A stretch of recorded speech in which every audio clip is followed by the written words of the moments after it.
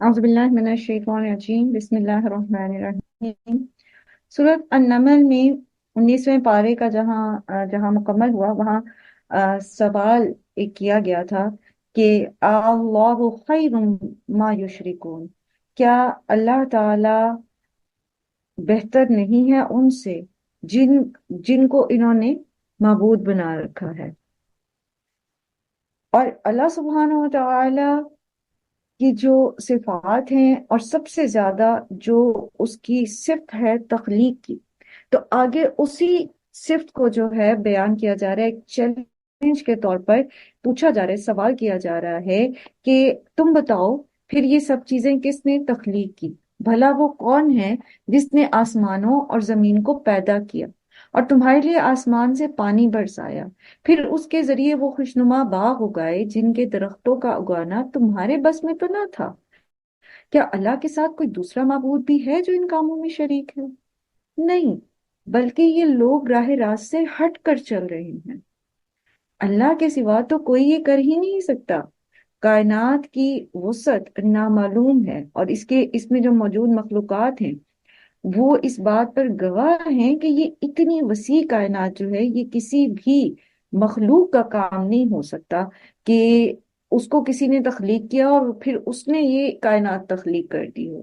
ایسا ہو نہیں سکتا، لیکن پتہ ہے معاملہ وہیں آ کر رکتا ہے جو ہم مسلسل پیچھے پڑھتے چلے آ رہے ہیں کہ جب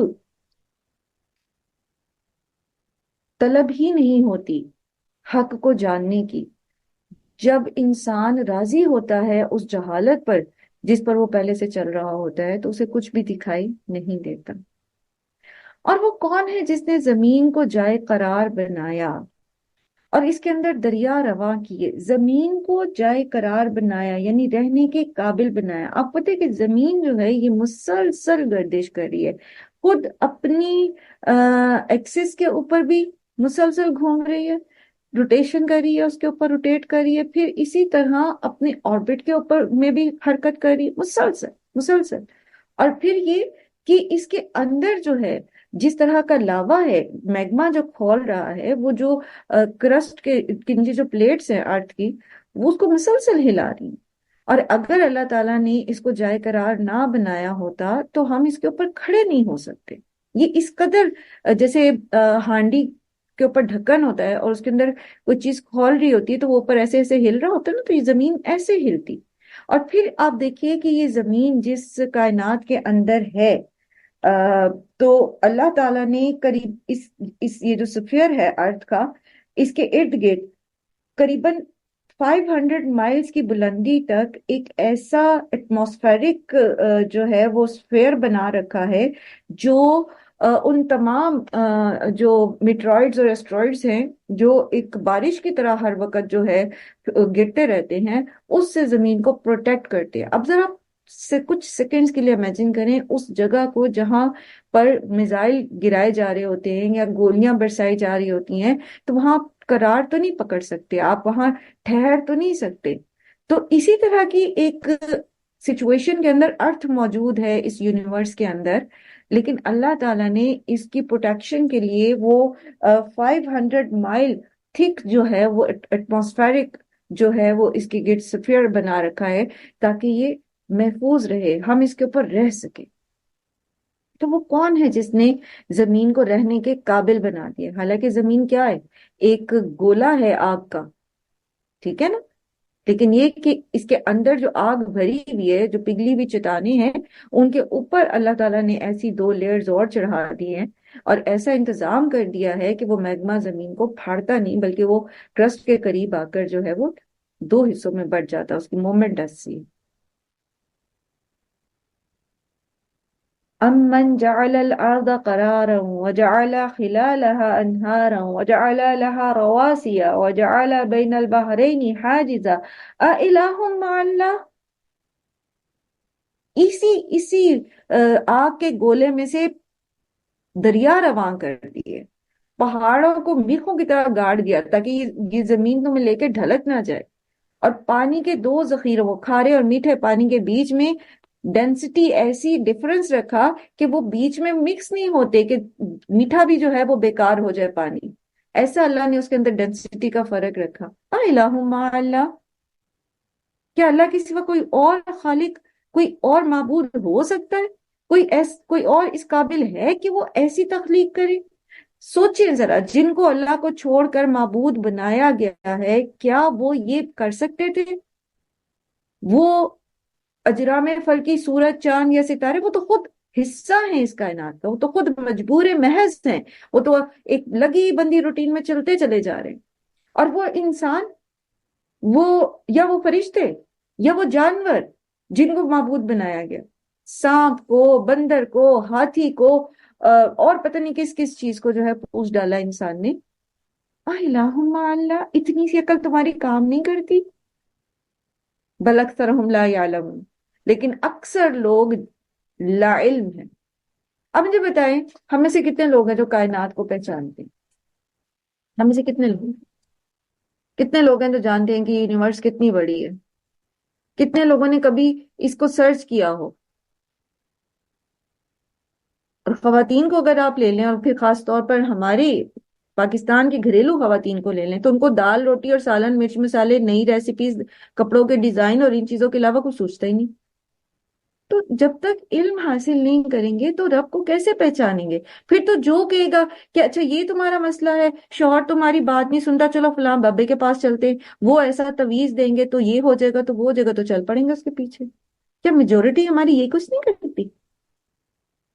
کیا میجورٹی یہ کچھ نہیں کرتی؟ کتنے لوگ ہیں جو غور و فکر کرنے والے ہیں؟ تو جب تک ہم، اب آپ دیکھیں نا، پیچھے جو ہے اللہ تعالیٰ فرما رہے ہیں کہ بل ہم قوم یعدلون، وہ ایسے لوگ ہیں جو سیدھے راستے پہ چلنا ہی نہیں چاہتے. کیوں نہیں چلنا چاہتے؟ کیونکہ ان کے پاس علم ہی نہیں. بل اکثرہم لا یعلمون، اکثر لوگ ان حقیقتوں کو، ان چیزوں کو جانتے ہی نہیں، کوشش ہی نہیں کرتے.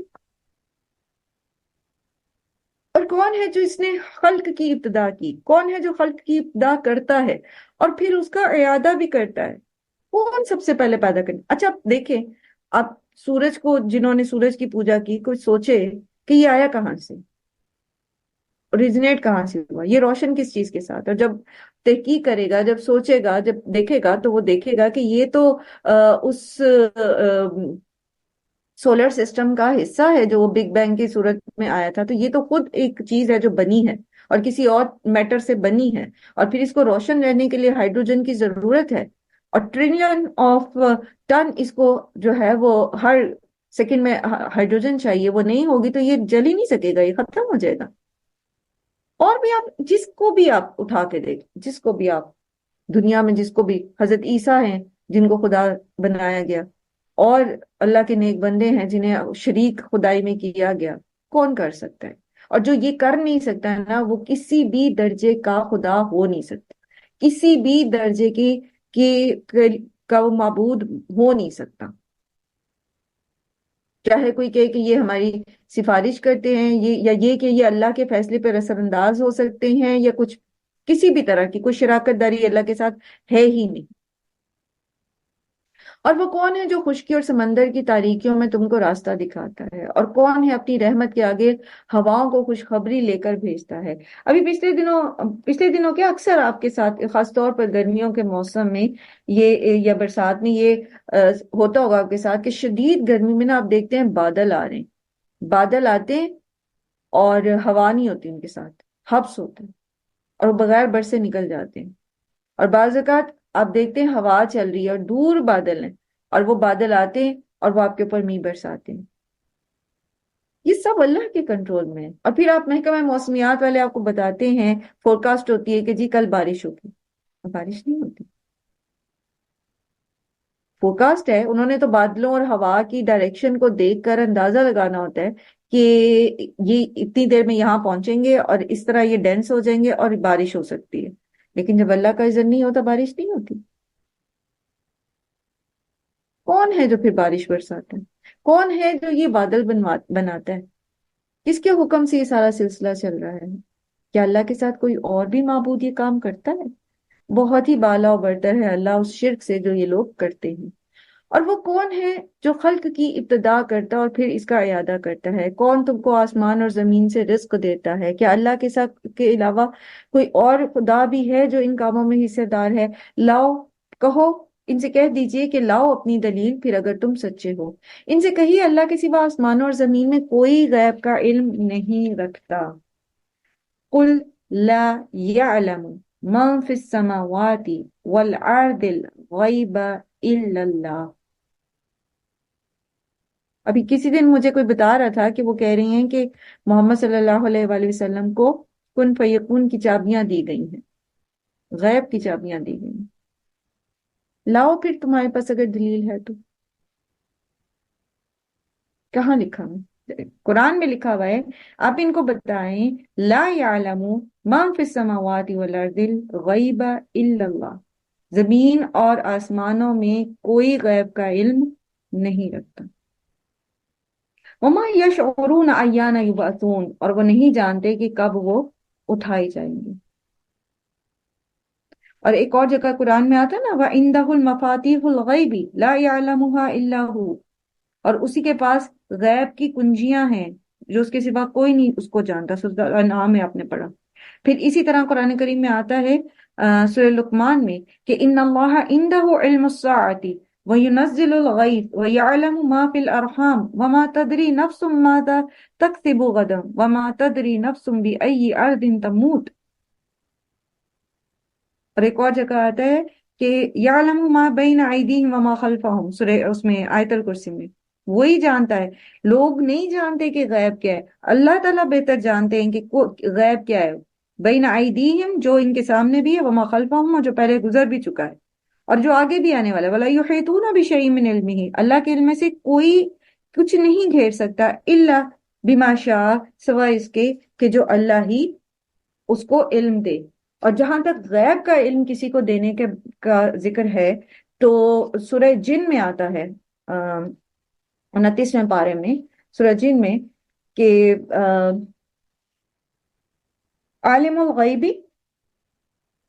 اللہ تعالیٰ عالم الغیب ہیں، اور لا یظہر علی غیبہ، اور نہیں وہ ظاہر کرتا اپنے غیب کو احدا، کسی ایک کو بھی، الا من ارتضی من رسول، سوائے ان میں سے، رسولوں میں سے جس پر وہ راضی ہو، فإنہ، تو پھر اس کے لیے، یسلک من بین یدیہ ومن خلفہ رصدا، تو وہ پھر اس رسول کے آگے اور پیچھے محافظ مقرر کر دیتا ہے۔ یعنی پھر وہ جتنا علم اس کو دیا گیا ہے رسول کو، پھر اس کے ساتھ اللہ تعالیٰ گارڈینز لگا دیتے ہیں۔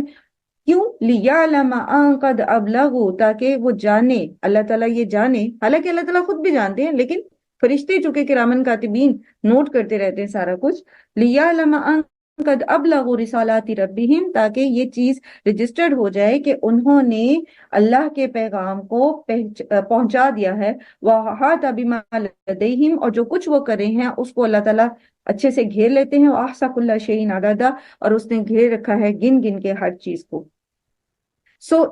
انبیاء کو اللہ تعالیٰ نے غیب کا علم دیا ہے، لیکن اتنا جتنا کہ ان کے لیے ابلاغ دین کے لیے ضروری تھا۔ ٹھیک ہے، اور اس کی بہت ساری مثالیں جو ہیں وہ ہم پہلے بھی ہم نے پڑھی ہیں، کہ جیسے روم کی فتح کا وہ غیب کا علم تھا، اللہ تعالیٰ نے نبی صلی اللہ علیہ وآلہ وسلم کو دیا کہ بالآخر جو ہے وہ رومی جو ہیں ان کو فتح ملے گی۔ اسی طریقے سے پھر دیگر جو یہ جتنی بھی نبی صلی اللہ علیہ وآلہ وسلم کی زبان سے آیات پڑھی جا رہی ہیں، جو علم ہے، قیامت کا علم ہے، یہ جنت اور جہنم کی جو ہے وہ ڈسکرپشنز ہیں، قیامت والے دن ہونے والے کنورسیشنز ہیں جو قرآن کے اندر ہے، یہ ساری نبی صلی اللہ علیہ وآلہ وسلم کی زبان سے ہی ادا ہوئی ہیں نا۔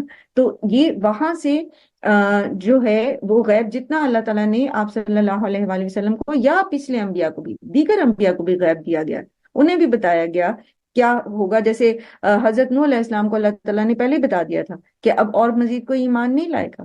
اسی طرح حضرت جو ابراہیم ہیں، انہوں نے جب اللہ تعالیٰ سے کہا، سورہ بقرہ میں آپ نے پڑھا کہ وَإِذْ قَالَ إِبْرَاهِيمُ رَبِّ أَرِنِي كَيْفَ تُحْيِي الْمَوْتَىٰ، اب وہ مردہ کو زندہ کرنا ایک غیب کا علم ہے، بعد میں ہونا ہے، مستقبل میں ہونا ہے، لیکن اللہ تعالیٰ نے ابراہیم علیہ السلام کو اس کا نظارہ پہلے ہی کروا دیا۔ تو جتنا غیب کا علم ضروری ہوتا تھا کسی بھی نبی کے لیے، ابلاغ دین کے لیے، تو اتنا تو اللہ تعالیٰ نے دیا ہے، اور اس کے ساتھ ہی پھر اس کا پرپس بھی بتا دیا، لیا علما، تاکہ ہم جان لیں کہ ان قد ابلغوا رسالات ربہم، کہ انہوں نے اپنے رب کے پیغام کو پہنچا دیا ہے، پورا پورا پہنچا دیا ہے۔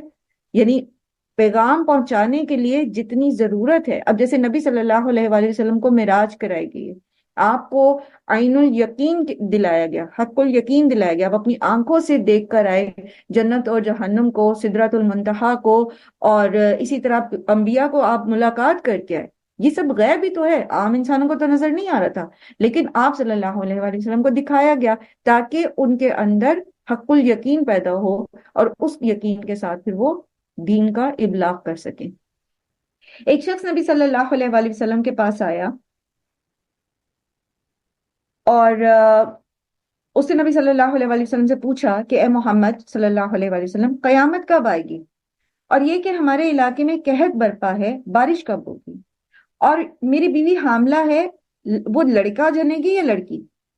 اور یہ تو مجھے معلوم ہے کہ میں نے آج کیا کمائی کی ہے، میں کل کیا کماؤں گا؟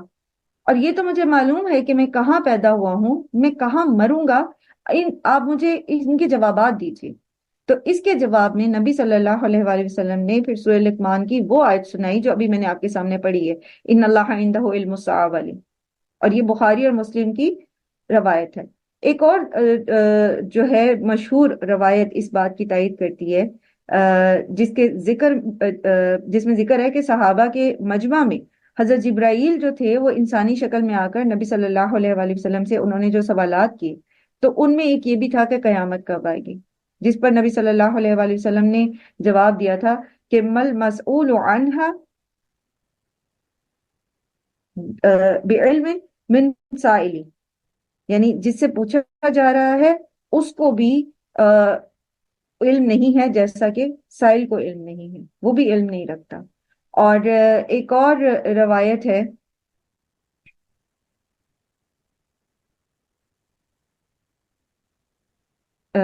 نبی صلی اللہ علیہ وآلہ وسلم نے فرمایا، یہ روایت جو ہے حضرت عائشہ کا قول ہے، ٹھیک ہے، تو حضرت عائشہ کا قول ہے، وہ کہتی ہیں کہ جس نے یہ دعویٰ کیا کہ نبی صلی اللہ علیہ وآلہ وسلم جانتے ہیں کہ کل کیا ہونے والا ہے، اس نے اللہ پر سخت جھوٹ کا الزام لگایا، کیونکہ اللہ تعالیٰ تو فرماتا ہے کہ اے نبی تم کہہ دو کہ غیب کا علم اللہ کے سوا آسمان اور زمین کے رہنے والوں میں سے کسی کو بھی نہیں ہے۔ یہی آیت جو ابھی آپ کے سامنے پڑھی گئی۔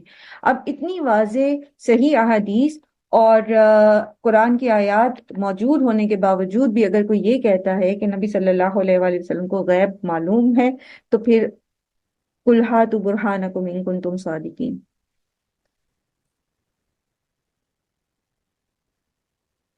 بلکہ آخرت کا تو علم ہی ان لوگوں سے گم ہو گیا ہے، بلکہ یہ اس کی طرف سے شک میں ہیں، بلکہ یہ اس سے اندھے ہیں۔ یہ منکرین کہتے ہیں کیا جب ہم اور ہمارے باپ دادا مٹی ہو چکے ہوں گے تو ہمیں واقعی قبروں سے نکالا جائے گا؟ یہ خبریں ہم کو بھی دی گئی ہیں اور ہمارے آباء و اجداد کو بھی دی جاتی رہی ہیں، مگر یہ بس افسانے ہی افسانے ہیں جو اگلے وقتوں سے سنتے چلے آ رہے ہیں۔ کہو ذرا زمین میں چل پھر کر دیکھو کہ مجرموں کا کیا انجام ہو چکا ہے۔ اے نبی صلی اللہ علیہ وآلہ وسلم ان کے حال پر رنج نہ کرو اور نہ ان کی چالوں پر دل تنگ ہو۔ وہ کہتے ہیں کہ یہ دھمکی کب پوری ہوگی اگر تم سچے ہو؟ کہیے کیا عجب کہ جس عذاب کی تم جلدی مچا رہے ہو اس کا ایک حصہ تمہارے قریب ہی آ لگا ہو۔ حقیقت یہ ہے کہ آپ کا رب تو لوگوں پر بڑا ہی فضل فرمانے والا ہے، مگر اکثر لوگ شکر نہیں کرتے۔ یعنی اللہ تعالیٰ ان کو مہلت دے رہے ہیں کہ یہ باز آ جائیں اور یہ اپنی اعمال کو، اپنے افعال کو درست کر لیں، لیکن مسئلہ یہ ہے کہ یہ ماننا ہی نہیں چاہتے، یہ بلکہ اکثر لوگ ان میں سے شکر نہیں کرتے، یعنی اللہ کی فرما برداری کرنا نہیں چاہتے۔ دیکھیں بہت آسان ہے کہ بندہ اس چیز کا انکار کر دے کہ میں کسی کے سامنے جواب دہ ہوں۔ جب یہ کانسیپٹ اس کے اندر ہوگا کہ میں کسی کے سامنے جواب دہ نہیں ہوں، تو پھر وہ جو چاہے گا کرتا رہے گا، یعنی اللہ کی فرما برداری کرنے کی اس کو ضرورت ہی نہیں پڑے گی۔ اللہ کی فرما برداری کرنے کے لیے جو ایک سب سے بڑی موٹیویشن ہے وہ جواب دہی کا احساس ہی ہے نا، تو اگر وہ نہیں ہوگا تو پھر جو مرضی کرتے رہو. بل اکثر ہم لا یشکرون، لوگوں میں سے اکثر شکر گزار نہیں ہے، یعنی اکثر اللہ تعالیٰ کی فرما برداری کرنا ہی نہیں چاہتے، فرما بردار نہیں ہے.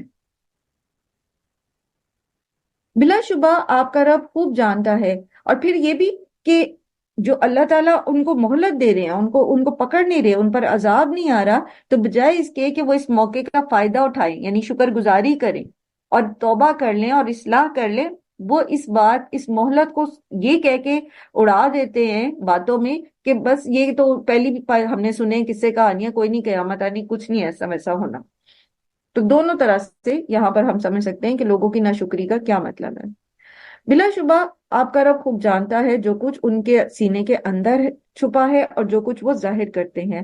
آسمان اور زمین کی کوئی پوشیدہ چیز ایسی نہیں ہے جو ایک واضح کتاب میں لکھی ہوئی موجود نہ ہو، یعنی لوح محفوظ میں. یعنی ہر چیز جو ہے وہ ریکارڈڈ ہے، آن ریکارڈ موجود ہے ہر طرح سے. پری ریکارڈ بھی ہے، ٹھیک ہے، پری ریکارڈڈ ہے، اور اس کے بعد پھر اس کے اوپر ڈبل چیک پر ساتھ ریکارڈنگ ہو رہی ہے. یعنی نامہ اعمال بھی تیار ہو رہے ہیں اور آلریڈی پہلے لوح محفوظ میں تقدیریں لکھی ہوئی بھی موجود ہیں. یہ واقعہ ہے کہ یہ قرآن بنی اسرائیل کو اکثر ان باتوں کی حقیقت بتاتا ہے جن میں وہ اختلاف رکھتے ہیں، اور یہ ہدایت اور رحمت ہے ایمان لانے والوں کے لیے. قرآن کریم اپنے سے پچھلی کتابوں کی تصدیق کرتا ہے نا، بتاتا ہے کہ جو کچھ پہلی کتابوں میں تھا وہی تعلیمات جو ہیں وہ قرآن میں ہیں. یعنی یہ قرآن اسی رب کی طرف سے نازل کرتا ہے جس رب نے تورات اور انجیل نازل کی ہے.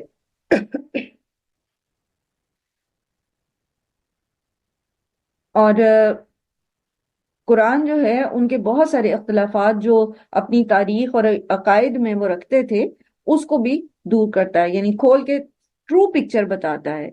حضرت عیسیٰ کے متعلق ایک مثال لے لیجئے، جیسے یہود جو ہیں وہ نعوذ باللہ ان کو ولد الزنا کہتے ہیں، اور عیسائی جو ہیں وہ ان کو خدا کا ہی بیٹا کہہ دیتے ہیں. یعنی یہ جو آپس کے اختلاف ہیں تو قرآن اس اختلاف کو دور کرتا ہے اور عیسیٰ علیہ السلام کی حقیقت بتاتا ہے کہ وہ اللہ کے کلمہ کن سے پیدا ہوئے، یعنی وہ ولد الزنا نہیں ہے نعوذ باللہ، وہ اللہ کے کلمہ کن سے پیدا ہوئے. اور یہ کہ وہ ابن اللہ نہیں ہے، ٹھیک ہے، بلکہ وہ کیا ہے، رسول اللہ ہے. تو قرآن اس اختلاف کو پھر ختم کرتا ہے. لیکن یہ ہے کہ یہ ہدایت اور رحمت جو ہے یہ ملے گی انہیں جو پھر قرآن کو اللہ کی جانب سے مانیں گے، اس پر ایمان لائیں گے. یقیناً اسی طرح آپ کا رب ان لوگوں کے درمیان بھی اپنے حکم سے فیصلہ کر دے گا، یعنی مشرکین کے بیچ میں بھی فیصلہ کر دے گا. وہ زبردست اور سب کچھ جاننے والا ہے. بس اے نبی صلی اللہ علیہ وآلہ وسلم، آپ اللہ پر بھروسہ رکھیں، یقیناً آپ صریح حق پر ہیں. آپ مردوں کو سنا نہیں سکتے، مطلب جن کے ضمیر اور شعور ہی مر چکے ہوں تو آپ ان کو کیا سنائیں گے. نہ ان بہروں تک اپنی پکار پہنچا سکتے ہیں جو پیٹ پھیر کر بھاگے جا رہے ہوں. یعنی جو حق بات سننا ہی نہیں چاہتا، جس کے اندر کسی قسم کی خیر ہی نہیں، اور وہ حق سن کے بھاگتا ہے وہاں سے، تو اس کو آپ کیا سنائیں گے. اور نہ ہی آپ اندھوں کو راستہ بتا کر بھٹکنے سے بچا سکتے ہیں. آپ تو اپنی بات انہی لوگوں کو سنا سکتے ہیں جو آیات پر ایمان لاتے ہیں اور پھر فرما بردار بن جاتے ہیں. یعنی بات سنتا کون ہے پھر؟ وہ جو انٹرسٹ رکھتا ہے، جس کی دلچسپی ہوتی ہے اس معاملے میں، وہی بات سنے گا. اور جب وہ پوری توجہ کے ساتھ، پوری دلچسپی کے ساتھ بات سنے گا تو پھر وہ اس کو مان بھی جائے گا. یعنی جو اپنی اصلاح کرنا چاہتا ہے اس کو بات سمجھ آئے گی، وہ سنے گا بھی اور اس کو سمجھ بھی آ جائے گی.